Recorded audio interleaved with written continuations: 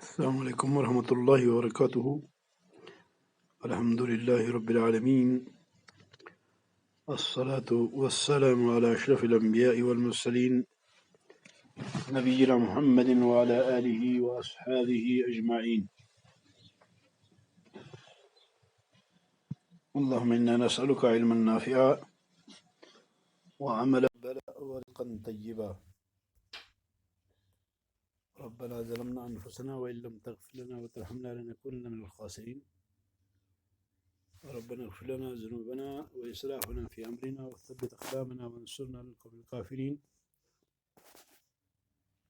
اللهم إنا نسألك علما نافعا وعملا متقبلا ورزقا طيبا۔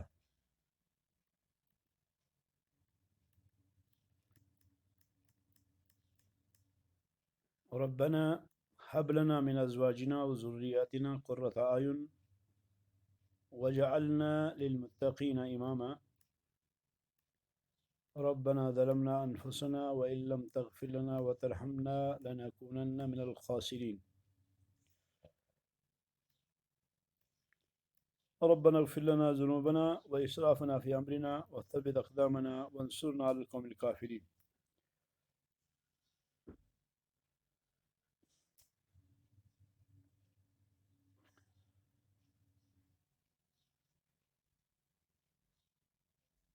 شیخ الاسلام محمد ابن عبد الوہاب رحمۃ اللہ علیہ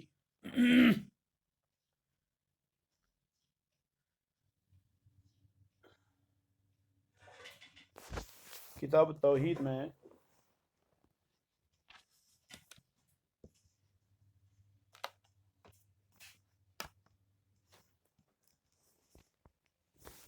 یہ فرمانے کے بعد کہ کتاب التوحید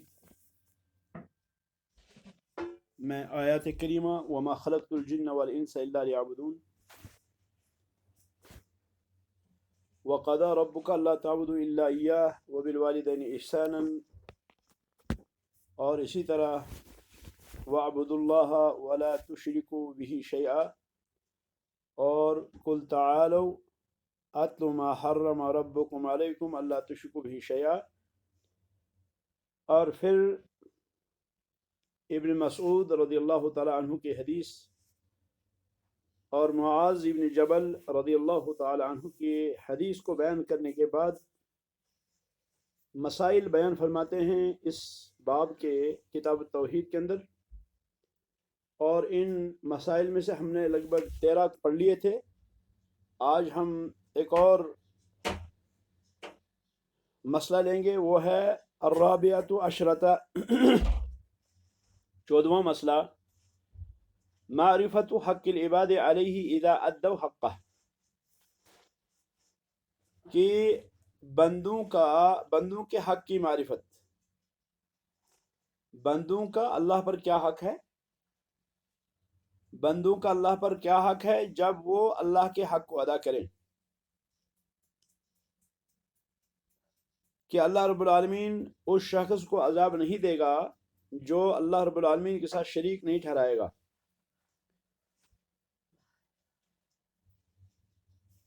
رہی اس شخص کی بات کہ جو شرک کرتا ہے، حالانکہ خالق اللہ ہے، مالک اللہ ہے، رازق اللہ ہے، مدبر اللہ ہے، لیکن اس کے باوجود وہ شرک کرتا ہے تو وہ عذاب ہی کا مستحق ہے۔ پھر کہتے ہیں الخامسۃ عشرۃ، 15واں مسئلہ، ان هذه المسألہ لا يعرفها اکثر الصحابہ، کہ اکثر صحابہ اس مسئلے کو نہیں جانتے تھے، اور یہ اس لیے کہ معاذ رضی اللہ تعالی عنہ نے اس بات کی خبر کب دی؟ اس بات کی خبر مرتے وقت دی۔ انہیں ڈر ہوا کہ کہیں جو ہے کتمان علم میں نہ آئے، تو اس لیے انہوں نے مرتے وقت، مرنے سے پہلے یہ خبر دی اپنے شاگردوں کو رضی اللہ عنہ۔ السادسۃ عشرۃ، 16واں مسئلہ، جواز کتمان العلم للمصلحہ، اگر کبھی ضرورت پڑے کہ علم کو جو ہے پوشیدہ رکھا جائے مصلحت کی خاطر، تو ایسا کرنا جائز ہے۔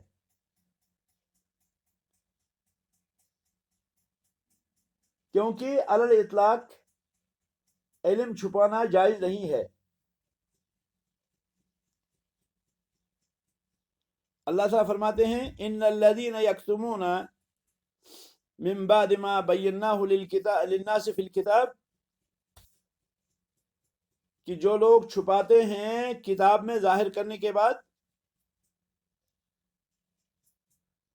اولئک یلعنہم اللہ، یہ وہ لوگ ہیں جن پہ اللہ لعنت کرتے ہیں، ویلعنہم اللاعنون، یلعنہم اللہ ویلعنہم اللاعنون، ان پہ اللہ بھی لعنت کرتا ہے اور ان پر لعنت کرنے والے بھی لعنت کرتے ہیں.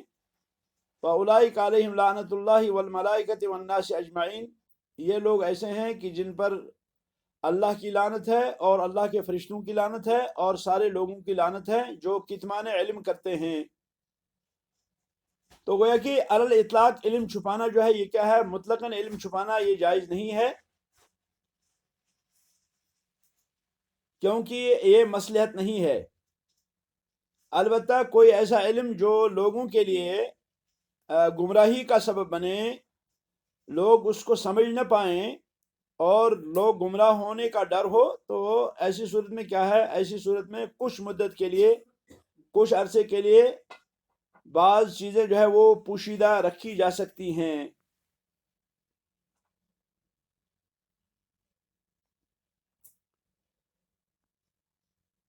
سترواں میں جو مسئلہ ہے وہ ہے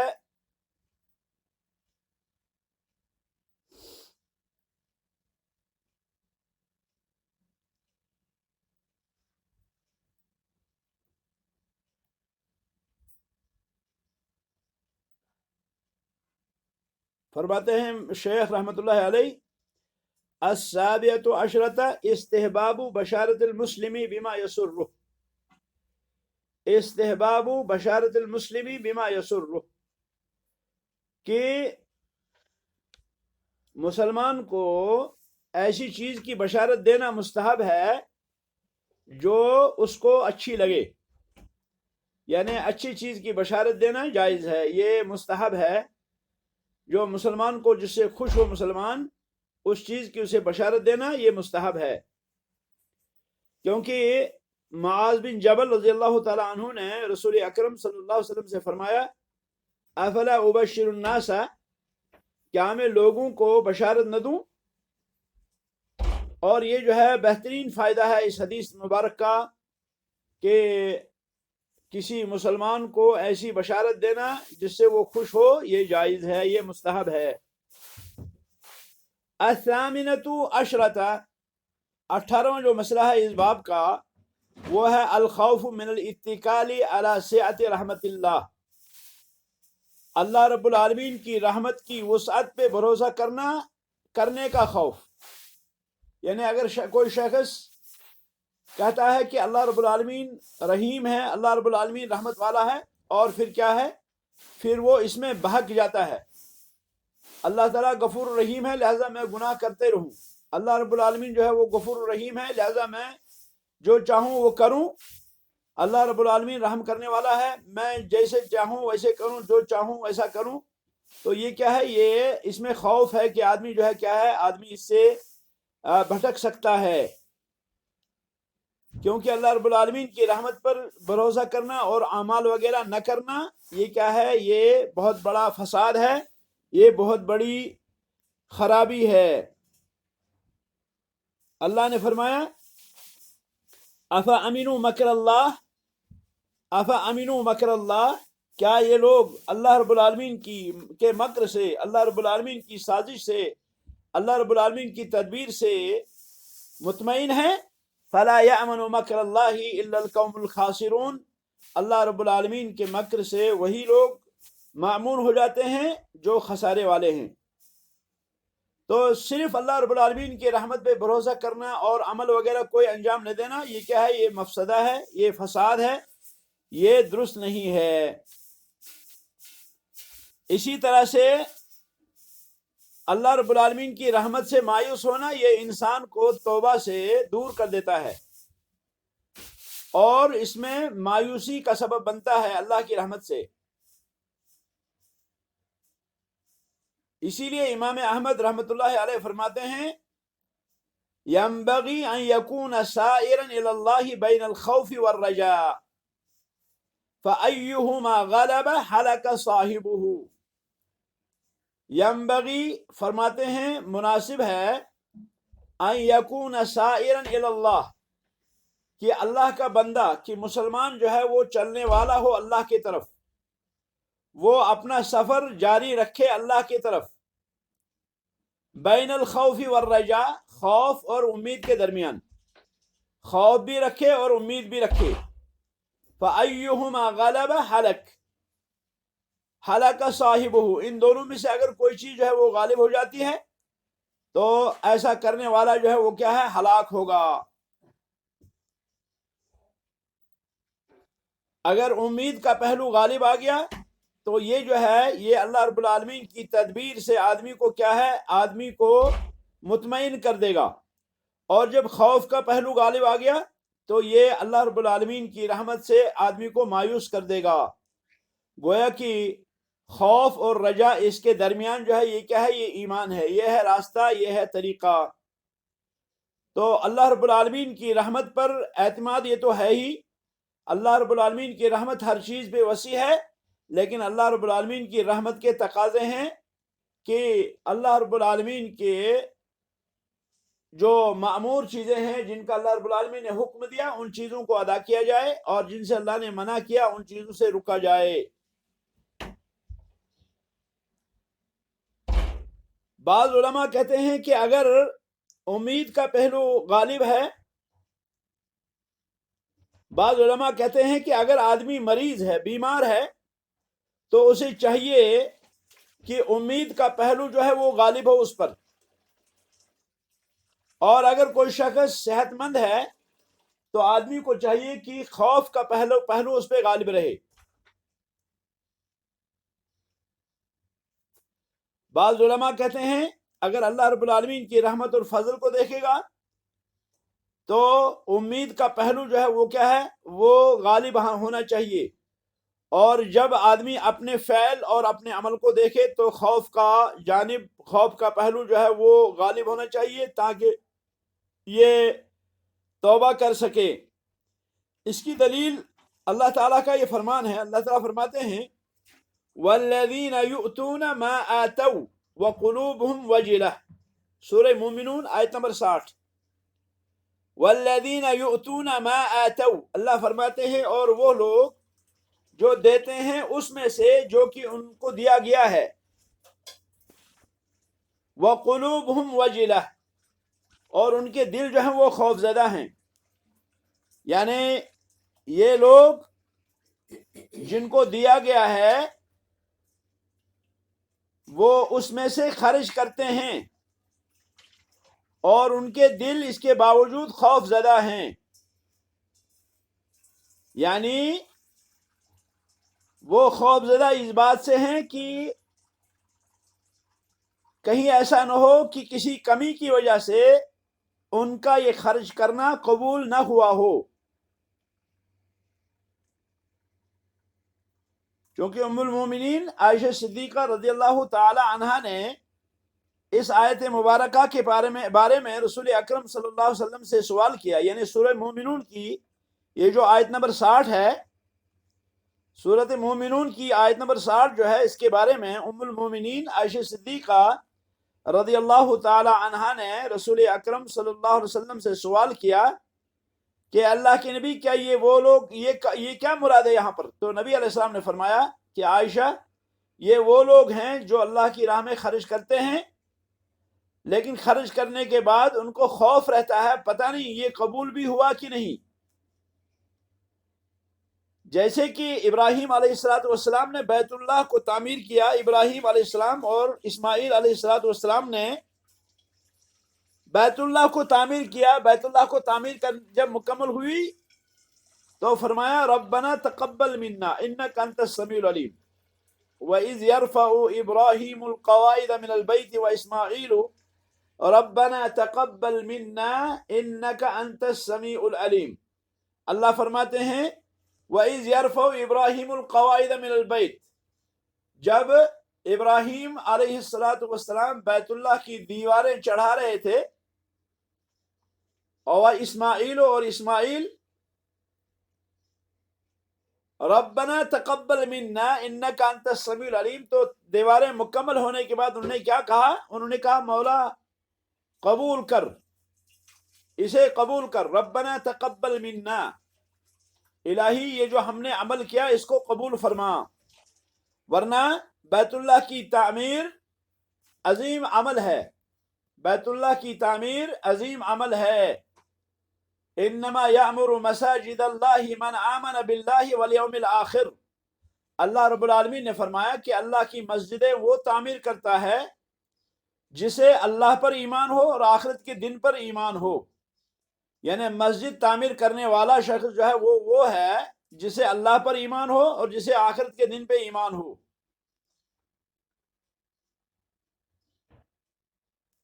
تو گو کہ اللہ رب العالمین نے مسجد تعمیر کرنے والے کے بارے میں فرمایا کہ اس کے ایمان کی گواہی دی اللہ نے خود، کہ مسجد وہی شخص تعمیر کرے گا جسے ایمان ہوگا اللہ پر، جسے ایمان ہوگا آخرت کے دن پر، یہ گویا کہ اللہ کی گواہی ہے۔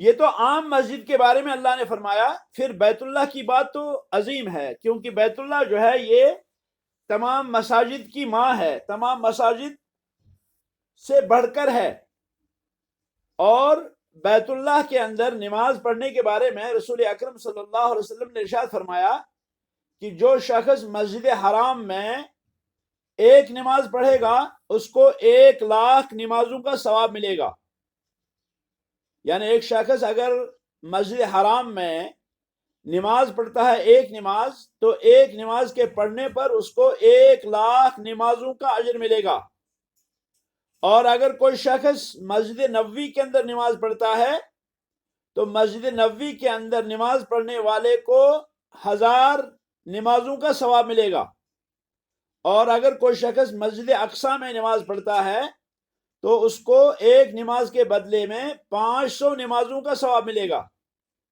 اور اگر کوئی شخص باجماعت نماز پڑھتا ہے اس کو 27 نمازوں کا ثواب ملے گا، اور اگر کوئی شخص اکیلے نماز پڑھتا ہے تو اس کو صرف ایک نماز کا ثواب ملے گا۔ تو مسجد حرام ساری مساجد میں سب سے عظیم مسجد،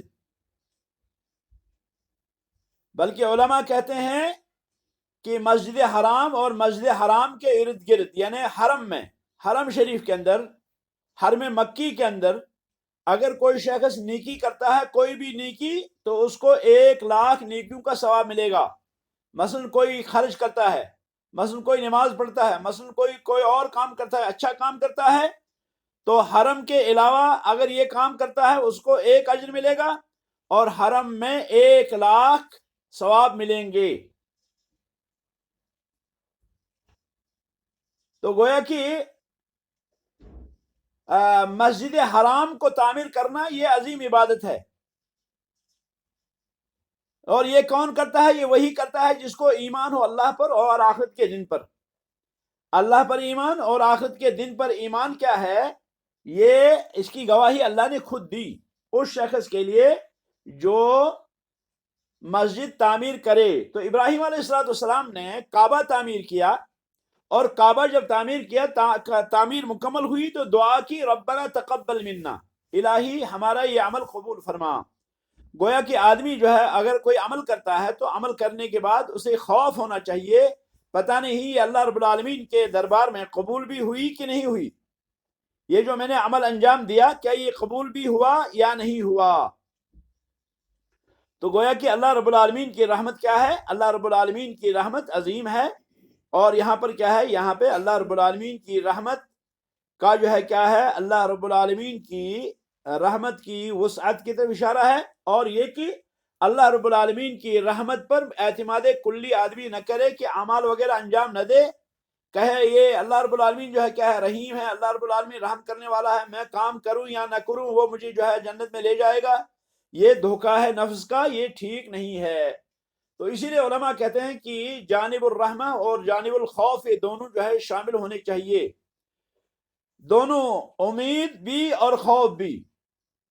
صرف امید میں بھی بھٹک نہ جائے آدمی، اور صرف جو ہے نا امیدی میں اور خوف میں بھی آدمی جو ہے کیا ہے بھٹک نہ جائے، بلکہ خوف بھی رکھے اور ساتھ ساتھ وہ کیا ہے، ساتھ ساتھ وہ امید بھی رکھے۔ گویا کہ اگر کوئی شخص امید رکھتا ہے، کسی شخص کو اللہ رب العالمین کی رحمت کی توقع ہے، اللہ رب العالمین کی رحمت چاہتا ہے، تو اسے چاہیے کہ وہ اعمال صالحہ بھی انجام دے، وہ اعمال صالحہ بھی انجام دے، صرف امید ہی نہ رکھے۔ اسی طرح اگر کوئی اللہ رب العالمین سے ڈرتا ہے تو وہ اللہ رب العالمین سے کلی طور مایوس نہ ہو، وہ کلی طور اللہ رب العالمین سے مایوس نہ ہو۔ اللہ تعالیٰ نے فرمایا لا تقنطوا من رحمت اللہ، اللہ رب العالمین کی رحمت سے مایوس مت ہو جاؤ۔ تو یہ جو ہے یہاں پر افلا ابشر الناس، جو معاذ بن جبل رضی اللہ تعالیٰ عنہ نے رسول اکرم صلی اللہ علیہ وسلم سے فرمایا کیا میں لوگوں کو بشارت نہ دوں؟ اس میں اس بات کی دلیل ہے کہ بشارت جو ہے، خوشخبری دینا جو ہے، یہ پسندیدہ ہے، خوشخبری دینا پسندیدہ ہے، خوشخبری دینا یہ پسندیدہ عمل ہے، اور چاہے یہ دنیوی معاملہ ہو چاہے یہ دینی معاملہ ہو، چاہے یہ دینی معاملہ ہو چاہے یہ دنیاوی معاملہ ہو۔ مثال کے طور پر دنیاوی معاملہ، کوئی شخص جو ہے کسی کو خوشخبری دیتا ہے کہ بھائی خوشخبری ہو آپ کو کہ آپ کا جو فلاں کاروبار ہے اس میں برکت ہوئی، اس میں اضافہ ہوا، یا آپ کا جو ہے فلاں کام، یا آپ کا بیٹا جو ہے وہ کیا ہے وہ ملازم بنا، یا آپ کا بیٹا جو ہے وہ اس کی سلیکشن ہوئی ہے، یا اس قسم کی خوشخبری دینا یہ کیا ہے، یہ اچھا ہے۔ اور اسی طرح سے دین کے بارے میں خوشخبری، مثال کے طور پر ہم یہ کہیں کہ بھائی فلاں ٹائم پر صبح، مثال کے طور پر صبح 6:30 سے صبح 7:10 تک جو ہے کیا ہوتا ہے، درس ہوتا ہے، قرآن کا درس ہوتا ہے۔ تو یہ جو ہے کیا ہے، یہ خوشخبری ہے، تاکہ اس میں کیا ہو، لوگ زیادہ سے زیادہ شریک ہوں۔ نتیجہ کیا نکلے گا؟ نتیجہ یہ نکلے گا کہ خیر عام ہوگا، نتیجہ یہ نکلے گا کہ اللہ کا دین عام ہوگا اور لوگوں تک بات پہنچے گی، اور پھر ہے بھی ایزی، گھر پہ بیٹھے بیٹھے بغیر کسی پریشانی کے۔ تو گویا کی کیا ہے، یہ بشارت دینا کیا ہے، یہ امر محبوب ہے، چاہے دینی معاملہ ہو چاہے دنیاوی معاملہ ہو۔ اسی لیے فرشتوں نے ابراہیم علیہ السلام کو بشارت دی۔ اللہ تعالیٰ نے فرمایا وَبَشَّرُوهُ بِغُلَامٍ عَلِيمٍ، وَبَشَّرُوهُ بِغُلَامٍ عَلِيمٍ، کہ فرشتوں نے ابراہیم علیہ السلام کو ایک جاننے والے بچے کی جو ہے کیا ہے بشارت دی، علیم کہا۔ یہ جو ہے کون ہیں؟ یہ اسحاق ہیں علیہ السلام، اور اسماعیل علیہ السلام کے بارے میں فرمایا حلیم، کہ وہ کیا ہیں، وہ حلیم ہیں، بردبار ہیں۔ نبی علیہ السلام نے اپنے اہل و عیال کو، اپنے گھر والوں کو خوشخبری دی اپنے بیٹے ابراہیم علیہ السلام کے بارے میں۔ جب ابراہیم پیدا ہوئے نبی علیہ السلام کے فرزند، تو نبی علیہ السلام نے اپنے گھر والوں کو، اپنے سارے اہل و عیال کو، اپنی ساری بیویوں کو خوشخبری دی ابراہیم کے بارے میں، اور فرمایا آپ نے ولد لی اللیلہ ولد سمیتہ باسم ابی ابراہیم، کہ آج میرے گھر بچہ ہوا ہے اور میں نے اس کا نام ابراہیم رکھا ہے۔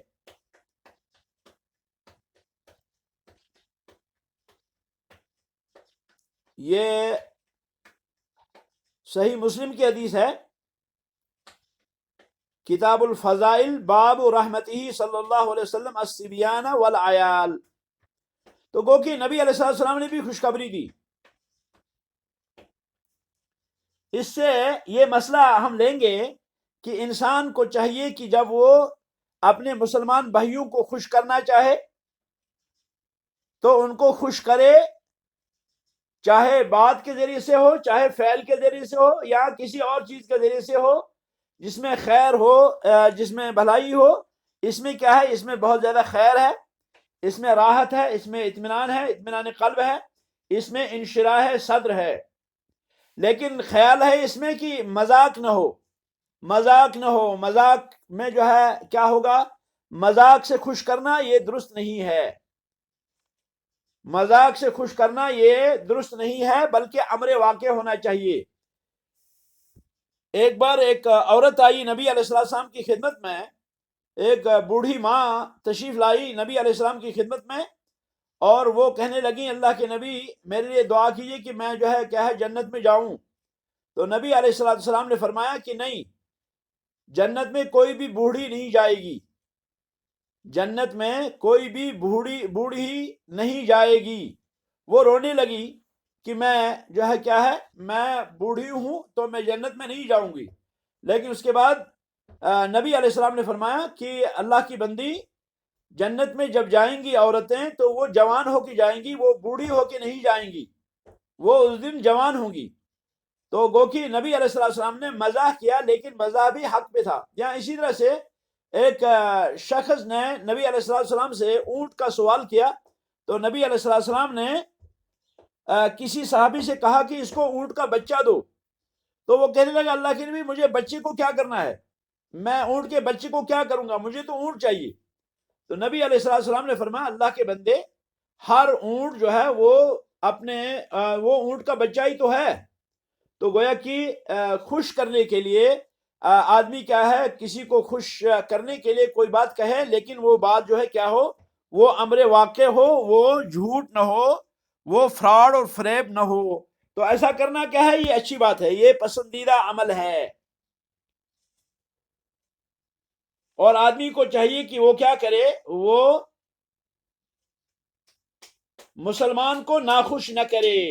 نبی علیہ السلام نے فرمایا لا يحدثني احد عن احد بشيء فاني احب ان اخرج اليكم وانا سلیم الصدر۔ تم میں سے کوئی شخص مجھے کسی کے بارے میں کچھ نہ کہے، تم میں سے مجھے کوئی شخص کسی کے بارے میں نہ کہے، یعنی شخص جو ہے کسی کے بارے میں کہتا ہے کہ فلاں شخص ایسا ہے، فلاں ایسا ہے، تو ایسا چاہیے کہ ایسا نہ کہیں۔ ایک دوسرے کے بارے میں یہ نہ کہیں کہ وہ ایسا ہے، وہ ویسا ہے، کیونکہ یہ بہت ہی گھٹیا عمل ہے، یہ اچھا عمل نہیں ہے۔ لوگوں کی غیبت کرنا، لوگوں کے بارے میں چغل خوری کرنا، لوگوں کے بارے میں یہ بتانا وہ ایسا ہے، یہ فضولیات کے کاموں میں سے ہے۔ یہ ذمہ داری نہیں ہے انسان کی۔ انسان کا کام یہ نہیں ہے کہ وہ کیا ہے لوگوں کی عیب جوئی کرتا رہے، یا یہ جو ہے لوگوں کے عیب تلاش کرتا رہے، یہ اس کا کام نہیں ہے۔ اللہ رب العالمین نے فرشتے مقرر کیے ہیں، جو فرشتے ہر کسی کی اچھائی اور برائی کو لکھتے ہیں۔ فَمَن يَعْمَلْ مِثْقَالَ ذَرَّةٍ خَيْرًا يَرَهُ وَمَن يَعْمَلْ مِثْقَالَ ذَرَّةٍ شَرًّا يَرَهُ۔ تو اللہ رب العالمین نے مقرر کر رکھا ہے، اللہ رب العالمین نے فرشتوں کو ڈیوٹی لگا رکھی ہے کہ تم لکھو کون کیا کرتا ہے۔ اللہ رب العالمین وَمَا اللَّهُ بِغَافِلٍ عَمَّا يَعْمَلُ الظَّالِمُونَ، اللہ رب العالمین غافل نہیں ہے۔ اب میں کیا ہے، میں اپنا وتیرہ بناؤں کہ میں لوگوں کی عیبوں کو تلاش کروں اور پھر بیان کروں، لوگوں کی برائیوں کو ڈھونڈوں اور پھر جو ہے کیا ہے بیان کروں، یہ اچھی بات نہیں ہے۔ یہ ایک ذلیل ترین حرکت ہے، لوگوں کے عیوب کو تلاش کرنا یوں بھی شرعاً بھی ممنوع ہے۔ نبی علیہ السلام نے بھی فرمایا کہ لوگوں کے عیبوں کو تلاش مت کرو، لوگوں کی برائیوں کو تلاش مت کرو، کیونکہ جو شخص لوگوں کی برائیاں تلاش کرتا ہے تو اللہ رب العالمین اس کو رسوا کرتا ہے، اللہ رب العالمین اسے رسوا کرتا ہے، حتیٰ کہ وہ رسوائی اس کو اس کے گھر کی جو ہے گھر سے جو ہے کیا ہے گھر کے کونے سے اس کو رسوا کرتا ہے اللہ رب العالمین۔ تو گو کہ یہ جو ہے کیا ہے، یہ برا عمل ہے۔ اس حدیث میں نبی علیہ السلام نے ارشاد فرمایا لا يحدثني احد عن احد بشيء، تم میں سے کوئی کسی شخص کے بارے میں مجھے کوئی چیز نہ بتائے، کیوں؟ فَإِنِّي أُحِبُّ أَنْ أَخْرُجَ إِلَيْكُمْ، کیونکہ مجھے پسند ہے کہ میں تمہاری طرف نکلوں، وَأَنَا سَلِيمُ الصَّدْرِ، اس حال میں کہ میں لوگوں کے بارے میں کیا ہوں، لوگوں کے بارے میں سلیم الصدر ہوں۔ سلیم یعنی محفوظ، محفوظ ہوں سینے میں، یعنی میرے سینے میں کسی کا کینہ نہ ہو، میرے سینے میں کسی کا حسد نہ ہو، میرے سینے میں کسی کا بغض نہ ہو، میرے سینے میں کسی کی برائی نہ ہو۔ یہ حدیث جو ہے ابو داؤد کے اندر موجود ہے، حدیث جو ہے ترمذی کے اندر بھی موجود ہے، ترمذی میں حدیث نمبر 3893، اور جو ہے حدیث کیا ہے، حدیث صحیح ہے۔ تو فرمایا کہ فَإِنِّي أُحِبُّ أَنْ أَخْرُجَ إِلَيْكُمْ وَأَنَا سَلِيمُ الصَّدْرِ، مجھے پسند ہے کہ میں تمہاری طرف نکلوں اس حال میں کہ میں کیا ہوں، میں سینے کا صاف ہوں۔ مجھے وہ حدیث یاد آئی کہ عبداللہ بن عمرو بن عاص رضی اللہ تعالیٰ عنہ فرماتے ہیں ایک روز ہم بیٹھے ہوئے تھے، نبی علیہ الصلوۃ والسلام کے ارد گرد ہم بیٹھے ہوئے تھے، بہت ہی پاکیزہ ماحول، ظاہر سی بات ہے کہ جہاں نبی محترم علیہ الصلوۃ والسلام تشریف فرما ہوں، جہاں رسول اکرم صلی اللہ علیہ وسلم کے ستاروں کی طرح چمکتے ہوئے صحابہ موجود ہوں، تو صحابہ بھی بیٹھے تھے اور رسول اکرم صلی اللہ علیہ وسلم بھی بیٹھے ہوئے تھے۔ فرماتے ہیں عبداللہ بن عمرو بن عاص رضی اللہ تعالیٰ عنہ، اسی دوران ایسا ہوا کہ نبی علیہ السلام نے اچانک نبی علیہ السلام نے مجلس کے بیچ میں فرمایا کہ یہ جو دروازہ تم دیکھ رہے ہو، ایک دروازے کی طرف آپ نے اشارہ فرمایا کہ اس دروازے کی طرف جو تم دیکھ رہے ہو، اس دروازے سے ابھی ایک جنتی آدمی داخل ہونے والا ہے، اس دروازے سے ابھی ایک جنتی آدمی داخل ہونے والا ہے۔ عبداللہ بن عمرو بن عاص کہتے ہیں رضی اللہ تعالیٰ عنہ کہ میری نظریں جو ہے وہ اس دروازے پہ ٹک گئی کہ میں جنتی آدمی کو دیکھوں گا۔ فرماتے ہیں اسی دوران ایسا ہوا کہ اس دروازے سے نبی علیہ السلام کی پیشن گوئی کے مطابق ایک آدمی داخل ہوا، اور وہ شخص کیا کر رہا تھا؟ اس شخص نے جوتے اپنے بغل میں اٹھائے رکھے تھے، اور وہ شخص وضو کا پانی اپنی داڑھی اور اپنے ہاتھوں سے پونچھتے ہوئے جھاڑتے ہوئے داخل ہوا۔ وہ آیا اور آنے کے بعد اس نے اپنے جوتوں کو رکھا، اور جوتوں کو رکھنے کے بعد وہ مجلس میں بیٹھا۔ فرماتے ہیں مجلس کا اختتام ہوا، سارے چلے گئے۔ دوسرے دن پھر ہم اسی جگہ اسی طرح نبی علیہ السلام کی خدمت میں بیٹھے تھے۔ اب دیکھیں اس میں یہ بھی ہمیں درس ملتا ہے کہ ہمیں چاہیے کہ ہم علماء کے ساتھ اٹھے بیٹھیں، ہمیں چاہیے کہ ہم علماء کے ساتھ اٹھے بیٹھیں روزانہ کی بنیاد پر، کیونکہ نبی علیہ السلام ایسا کرتے تھے۔ نبی علیہ السلام صحابہ کے ساتھ اٹھتے بیٹھتے تھے، اور جو ہے وہ کیا ہے بار بار مجلسوں میں بیٹھتے تھے۔ تو کہتے ہیں عبداللہ بن عمرو بن عاص رضی اللہ تعالیٰ عنہ کہ دوسرے دن ہم پھر نبی علیہ السلام کی خدمت میں بیٹھے تھے، تو پھر نبی علیہ السلام نے اچانک فرمایا دوسرے دن بھی کہ اس دروازے سے فلاں شخص، اس دروازے سے آدمی داخل ہوگا، وہ جنتی ہے۔ عبداللہ بن عمرو بن عاص رضی اللہ تعالیٰ عنہ فرماتے ہیں کہ میری نظر پھر ٹک گئی اس دروازے پر، میں پھر اس دروازے کو تکتا رہا۔ فرماتے ہیں تو میں نے دیکھا کہ وہی شخص جو کل آیا تھا، وہی شخص آج پھر آیا، اور اسی طرح بغل میں اس نے جوتا اٹھا رکھا تھا، اور وہ جو ہے پانی جھاڑ رہا تھا، وضو کر کے آیا تھا، اور وہ وضو کرنے کے بعد اپنے پانی کو اپنے ہاتھ سے جو ہے جھاڑ رہا تھا، اور آیا اور بیٹھ گیا مجلس میں۔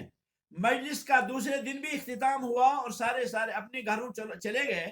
فرماتے ہیں تیسرے دن پھر ہم بیٹھے تھے نبی علیہ السلام کی خدمت میں، تیسرے روز بھی ہم بیٹھے تھے اسی طرح کہ کیا ہوا، نبی علیہ السلام نے پھر تیسرے دن بھی فرمایا کہ اس دروازے سے جنتی داخل ہوگا۔ فرماتے ہیں عبداللہ بن عمرو بن عاص رضی اللہ تعالیٰ عنہ کہ میرے دل میں اشتیاق اور زیادہ بڑھا، اور میں پھر اس دروازے کو دیکھتا رہا۔ فرماتے ہیں پھر تیسرے دن بھی وہی شخص آیا اسی حال میں، پانی جھاڑتے ہوئے، جوتا اٹھائے ہوئے، اور آ کے بیٹھ گیا مجلس میں۔